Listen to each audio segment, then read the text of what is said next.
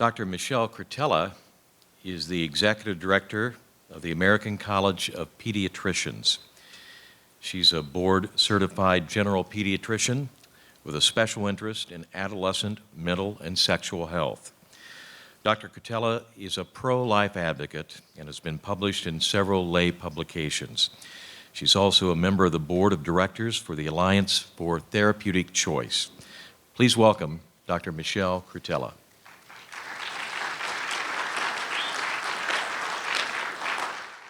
I am so honored to be here, to be able to speak with you today. Just a brief word about the American College of Pediatricians. We are an alternative. We are the pro-life, pro-family alternative to the progressive left-wing American Academy of Pediatrics. The American College of Pediatricians was formed by a core group of pro-life and pro-family pediatricians and researchers in 2002. And we are still growing strong. Members, we are not solely a Christian organization. We are rooted in science and the fact that science properly, when it's true science, actually does support pro-life and pro-family propositions. So, following up on Walt's amazing witness, I'm here today to tell you the horrific news that we are actually manufacturing transgender children in this country and around the world. And this is child abuse. It's institutionalized child abuse. And what's worse, and this is very, very important, especially for Christians to understand, is that the transgender movement is an opening for a totalitarian government. We are already seeing the erasure of parent rights, women's rights, and religious freedom. So I'm going to cover science and then the social implications of the movement. If I can. All right. Now, I'm here to tell you that when a doctor says, congratulations, you have a girl, or congratulations, you have a boy, he or she has not assigned your child a sex, right? No. Sex is determined at fertilization. If anyone assigns it, it's God. The doctor, we just recognize the sex. So, thank you. And what I receive phone calls from teachers grades, like grade 7 on up, from teachers who are health teachers or biology teachers. They are being told by their school administrators that they can no longer say that girls are XX and have ovaries. They can no longer say that girls make eggs or that boys make sperm, because that's transphobic language. That's discriminatory language. No. We have to hold on to biological reality. And I tell these teachers, they ask me, what can we do? I said, speak the truth. This is science. You tell your administrators, if you get called up to them, biology is not bigotry. Sex is a biological reality. It is defined by our reproductive capacity.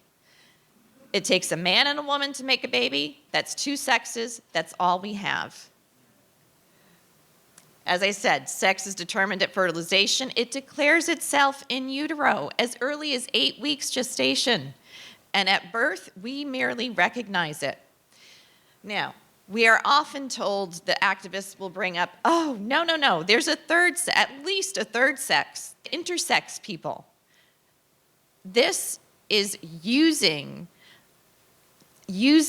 people with birth defects as pawns for a political goal. Disorders, the proper medical term is disorders of sex development. It is exceedingly rare.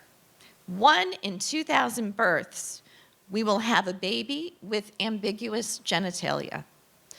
Now, to put that in perspective, twice as often as that, we will have a baby born with a defect of their mouth, cleft lip and palate. No one says, oh, you know what, we have a normal spectrum of human mouth development here. No, we understand that that is a birth defect. Cleft lip and palate is a birth defect. Well, here, ambiguous genitalia, far less frequent, much more rare. But they're trying to tell us that this is a new sex. No, it is not. Words are engineered before society is, right? We've got linguistic engineering that always takes place before social engineering. And decades ago, starting with actually John Money was a psychologist and a sexologist. He and his colleagues wanted to justify mutilating surgeries on transsexual men. He knew, even back then, everyone knew, you can't change sex. Surgeries don't change sex. Drugs don't change sex. So he said, we have to make something up to say what we're treating so we can get paid for it. So he took the word gender. Now, originally, gender meant male or female, masculine or feminine, and applied only to grammar. Take, for example, in the Spanish language, amigo. That means friend in Spanish. It has a male gender. If I name a hurricane Gloria, I have assigned the hurricane a female gender, okay? Sex, that's what people have. Male or female, man or woman. Gender only applied to grammar until John Money came along and said, these transsexual men, they have a sex and a gender. The gender is their social expression of an internal sexed identity. Social expression of an internal sexed identity. That's not a scientific thing. It was made up. He pulled it out of thin air. And that is the first time that the word gender appeared in the medical literature and was applied to people. And from there, that's where the confusion entered society.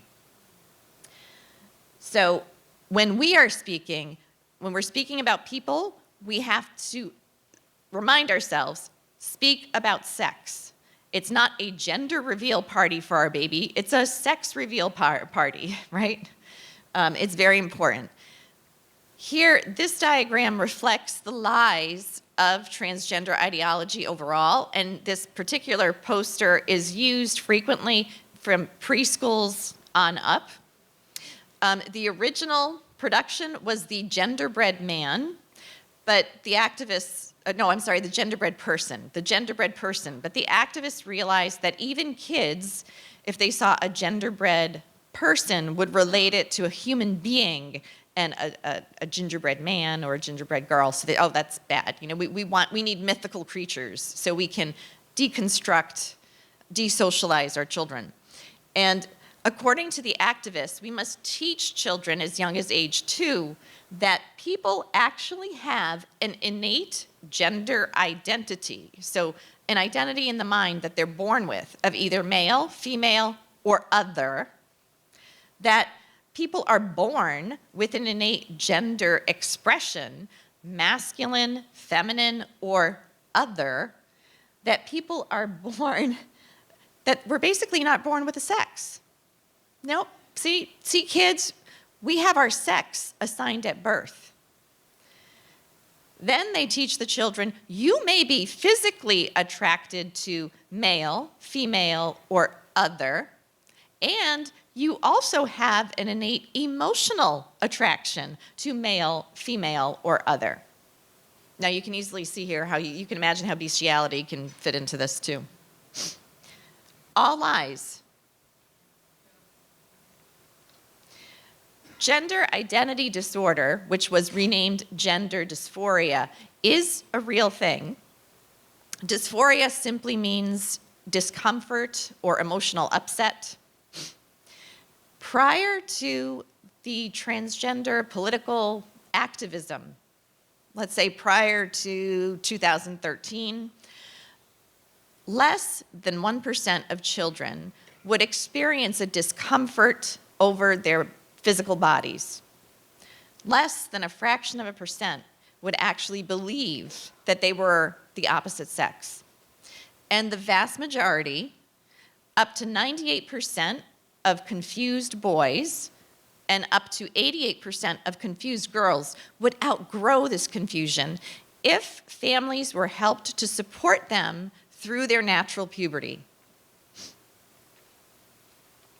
So prior to transgender activism, prior to 2013, most physicians and psychiatrists and therapists understood that the transgender belief was in the same category as anorexia nervosa. That is where a young woman or young man believes they are morbidly obese when in fact they are dangerously thin. They understood that transgender was similar to, next to the anorexic figure, we have a woman with writing on her face. She's representing body dysmorphic disorder. There are people who believe they are horribly disfigured and need to pursue they want to pursue cosmetic surgery because they believe they're terribly disfigured, body dysmorphic disorder.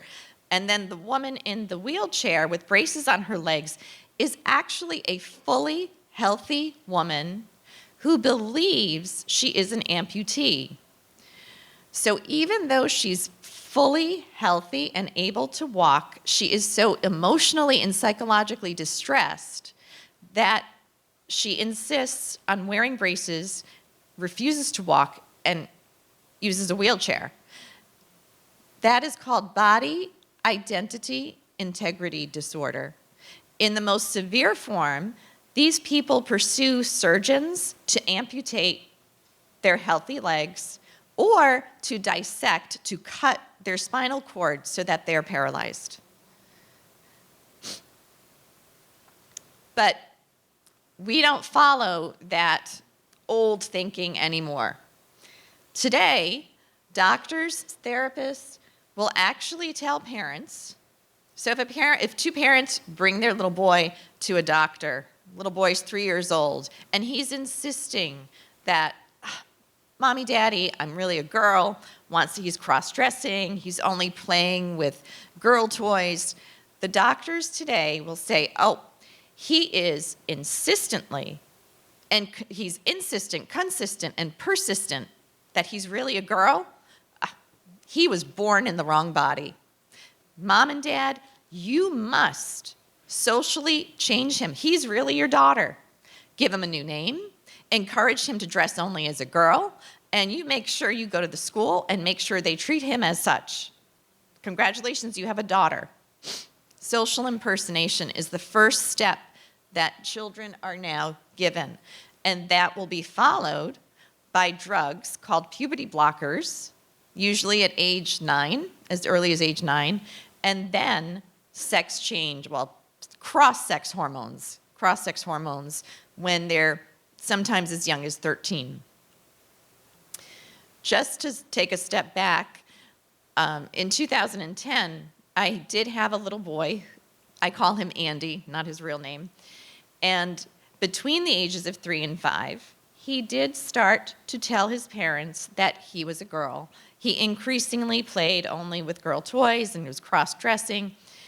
His parents were concerned, and again, this was 2010, so we still had critically thinking therapists at that time. After 3 months of therapy, Andy, during play therapy with both parents present and the therapist, grabbed a truck in one hand, a Barbie in the other, kind of weighed them, and looked up and said, Mommy, Daddy, you don't love me when I'm a boy. Now, these parents were good parents, but when Andy was 3, his sister with special needs was born. So he went from being king of the hill, apple of mom and dad's eye. Little sissy needed a lot of help and a lot of care. And in this little boy's 3 to 5-year-old mind, he couldn't process that any other way except they don't love me anymore. I'm not a girl. I need to be a girl. With that, the therapist was able to work with Andy and his parents, and over the course of a year, he experienced healing. The parents were able to help him become confident as the boy that he is. So it is very true. Sex abuse and physical abuse, shame, attachment loss, all those things can weigh heavily into causing this gender dysphoria. But not every individual has the same story. Not every individual has experienced sex abuse. Many have, but not all. The gender experts, again, they will tell you, oh, no child is too young. If they think they're a boy or girl, they're breaking those sex stereotypes. Transition them over. They can be 2 or 3. It's not too young. So what about these puberty-blocking drugs? What are they? Lupron is the name of the most common one. Puberty-blocking drugs are not FDA approved for physically healthy children. They are not FDA approved for physically healthy children. Every child confused about their sex is physically healthy. So this is experimental. Puberty blockers are FDA approved to treat specific diseases. Now, their action is they stop the development of sex traits. So in girls, they'll prevent breast development. They'll prevent curves. In boys, it'll prevent the deepening of the voice, the increased musculature, the hair growth. It also suppresses fertility, and it suppresses the normal development of the brain. Children's brains require their natural sex hormones to direct the neurological wiring into the teen years. So puberty blockers stop all that. Their side effects include severe osteoporosis or brittle bones in young women, an increased occurrence of testicular cancer in young men, increased risk of obesity in young men. When Lupron is used to treat prostate cancer, it is approved to treat prostate cancer, and it's approved to treat a gynecologic condition in women, it causes memory problems. So this is the poison we're giving physically healthy children, saying that, oh, we're treating their gender dysphoria. And the experts say, it's harmless and fully reversible. Well, no, it's not. Following the puberty blockers, nearly 100% of kids on puberty blockers will then go on to ask for cross-sex hormones. And why wouldn't they? We've treated them as the opposite sex from the time they were little kids. We put them on blockers so they can continue to impersonate the opposite sex. Of course, they're going to think they are the opposite sex, and they're going to want those cross-sex hormones. As soon as you give these little kids cross-sex hormones with the puberty blockers, you have permanently sterilized them. No natural babies for them. The cross-sex hormones, which would be estrogen for boys, testosterone for girls, you've got increased risk of heart attacks, strokes, blood clots, diabetes, various cancers, and emotional instability. We are now seeing girls as young as age 13 being referred by these experts as young as age 13 for a double mastectomy. I'm going to pause here because just to illustrate how politicized and ideological mainstream medicine has become. The left, the far left American Academy of Pediatrics came out with a warning to parents of teenagers about tattoos. They said, parents and pediatricians, be sure to warn your teenage children and patients about getting tattoos. Teenagers are not mentally mature enough to weigh the risks, and tattoos can cause scarring, and they can be very difficult to remove. The same American Academy of Pediatrics is 110% behind sending teenage girls for double mastectomies if they think they're boys. Yes, it is institutionalized child abuse. This is how crazy, I just want you to understand how ideological and left-wing the American Academy of Pediatrics is. Activist surgeons are now trying to push for the right to do bottom surgeries or genital surgeries on children under 18. So parents, do not leave your children alone with doctors. If you take your child to the pediatrician, the family practitioner, usually by age 11 or 12, the pediatrician or family practitioner will say, okay, we want to help encourage your child's independence. So they'll generally do an interview with you in the room, and then they'll ask you to leave for the physical exam, if it's okay with the child. You do not have to leave. Don't leave. What happens when you leave? I know, I'm a pediatrician. We ask children about drug, sex, and rock and roll. Now, in the past, it would be benign enough. We're on the same side as parents, wanting to build a bridge for parents. Some pediatricians still do. So if take the time to really get to know your pediatrician. If your pediatrician is on the same page as you and you feel comfortable, it may still be okay. But as a general rule, don't leave. Because today, pediatricians will ask your child, so are you attracted to boys or girls? They'll ask your child, what gender are you? And legally, if a child reveals something to the doctor does not have to tell you. The doctor is supposed to keep it confidential. So stick with your child. Gender experts, the activists, that's what they are. They're activists in white coats. They are frightening and bullying parents into putting their children on this track. They will tell parents literally, you have a choice. You either love your new son, new daughter as transgender, or you will have a dead child.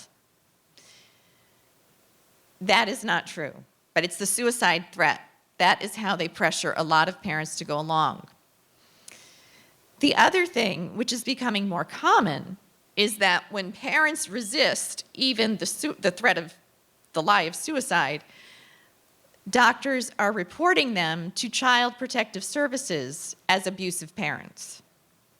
So this is increasing.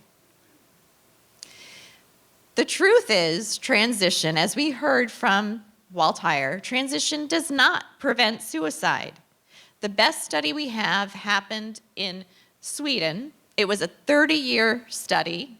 324 adult transsexual men and women underwent surgery and hormone treatment. For the first 10 years, the researchers couldn't really tell the difference in mental health between the transsexuals and the general population.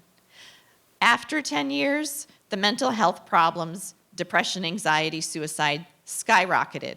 At the end of 30 years, those who went through the transition hormones and surgery completed suicide at a rate 19 times greater than the general population. Sweden is not a transphobic nation.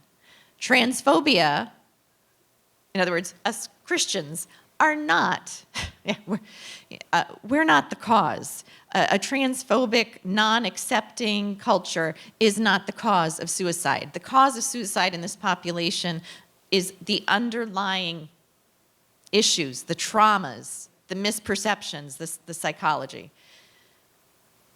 So gender ideology is an anti-science cult.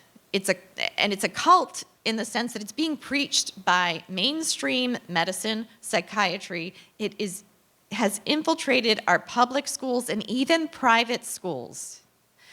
I hear from parents, even in some Christian schools, who they're asking me for, can you help us? Can you give us the science? Help us educate our principal and so forth.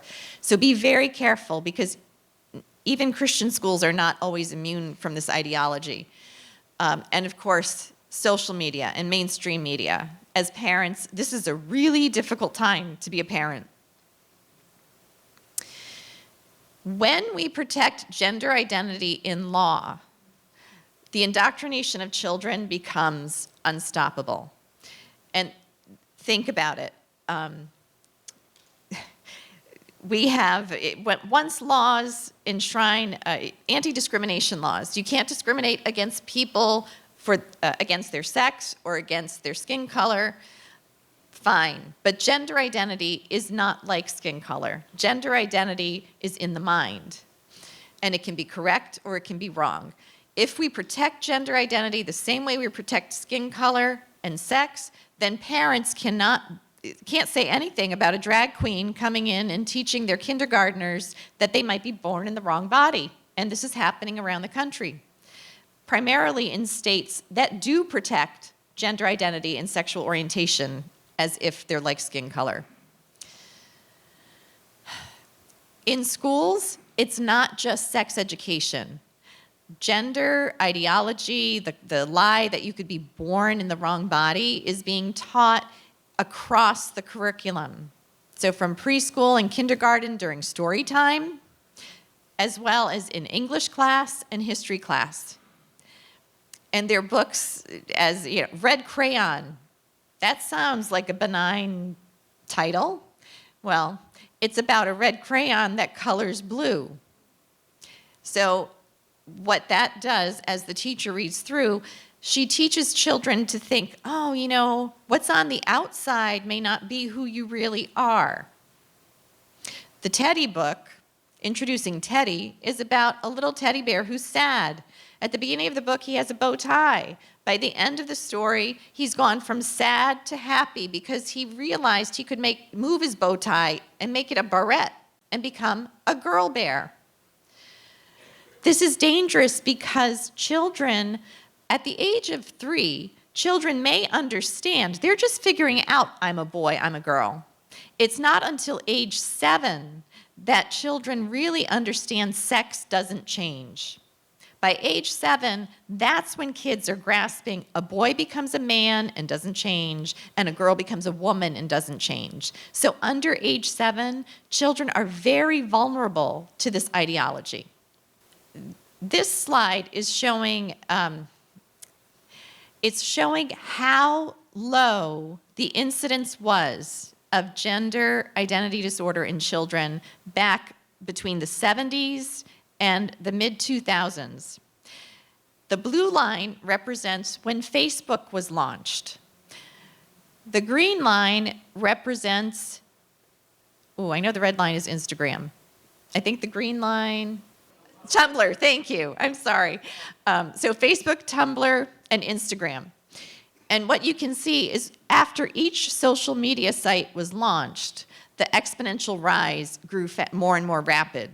And this is because the second group of children who are very vulnerable to this ideology are teenagers. And we are now seeing groups of teenagers. Everyone as an adolescent or a teenager has some sort of angst, right? It's that period, that time period is the time when a teen is supposed to figure out who they are, try on different roles, and consolidate who they're going to be. Well, now, right at that age period, when they're going through some depression, some anxiety, or just the normal ups and downs of teenage years, they are running into chat rooms and all kinds of videos that are promoting transgenderism. And we are actually seeing groups of teenagers at schools coming out as trans together. That's called rapid onset gender dysphoria. This diagram shows what has happened in the United Kingdom. There is only one clinic that performs sex or gender reassignment in children there. It's the Tavistock Clinic.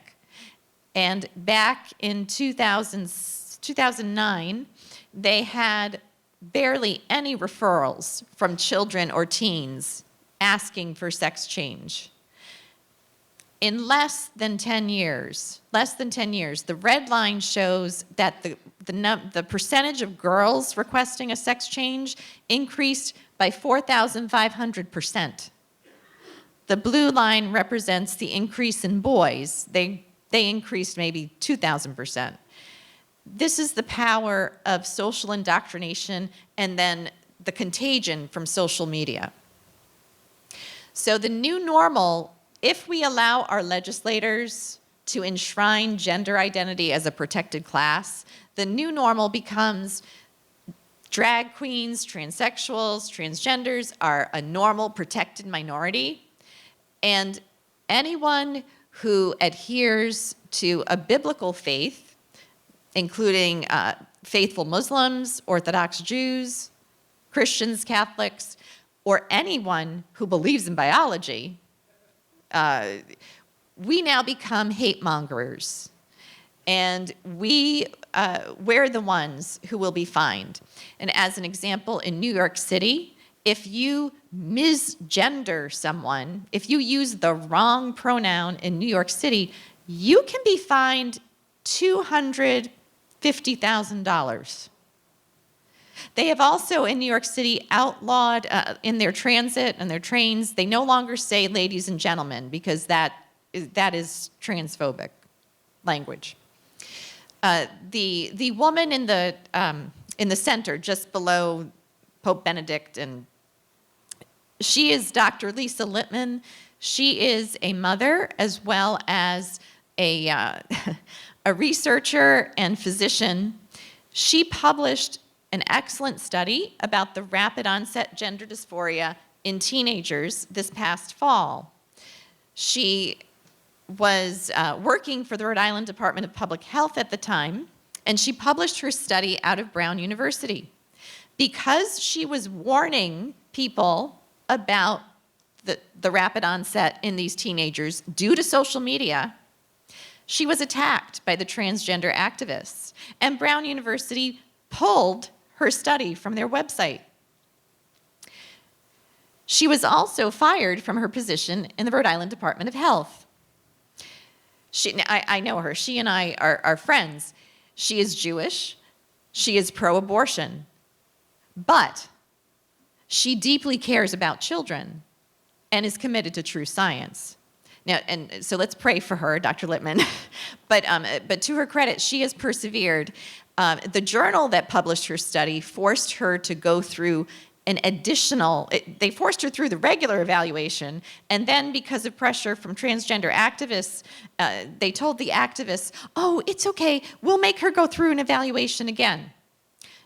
I spoke with her before coming here. She said that she is deeply thankful that they are not going to erase her conclusions. They made her change her introduction and discussion a bit, but she said, Michelle, let everyone know that they are going to let my conclusions stand, that yes, there is a subset of children who are falling prey to social contagion.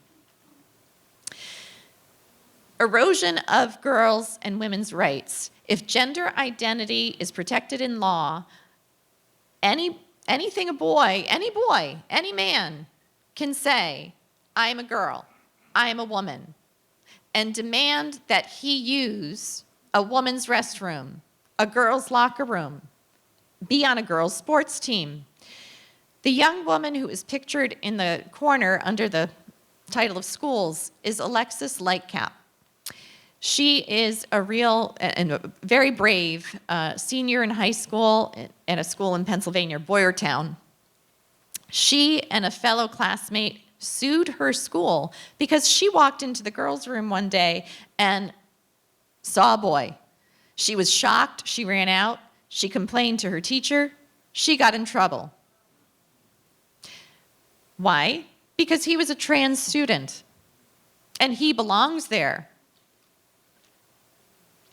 ADF is suing on her behalf, on behalf of every student's right to bodily privacy. That is one case. There are many other cases like hers across America right now, and the saddest one involves the case of a 5-year-old little girl in Georgia who was sexually assaulted in her school bathroom, 5 years old. And the school actually sent Child Protective Services to investigate the victim's mother. Target, of course, has the open dressing rooms. There have been many, many cases of voyeurism that have come as a result of that. Planet Fitness is known to kick out normal women who complain about men being in their saunas. The yellow home is a domestic abuse shelter in Fresno, California, that is currently facing a lawsuit by 6 women. 6 women who were taking shelter in that home were forced to shower with a man because the man identified as a trans woman, and California law requires that you not discriminate based on gender identity. And similar things are happening in women's prisons. Men are being housed in women's prisons. In the state of Connecticut, we no longer have boy sports and girl sports. We have boy sports and co-ed sports. For the last 2 years, the state girls track competition has been won by boys.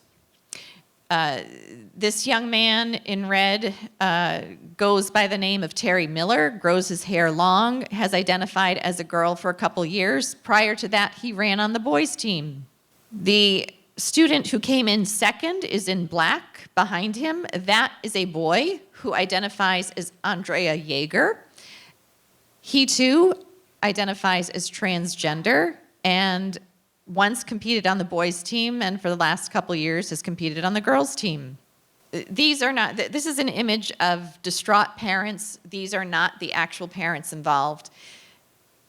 This past fall, we saw our first case in Ohio, Cleveland, Ohio, in which a judge removed a teenage girl from her parents' custody because the parents refused to allow her to be put on hormones and get a double mastectomy. I have been contacted by several parents across the country who are undergoing divorce.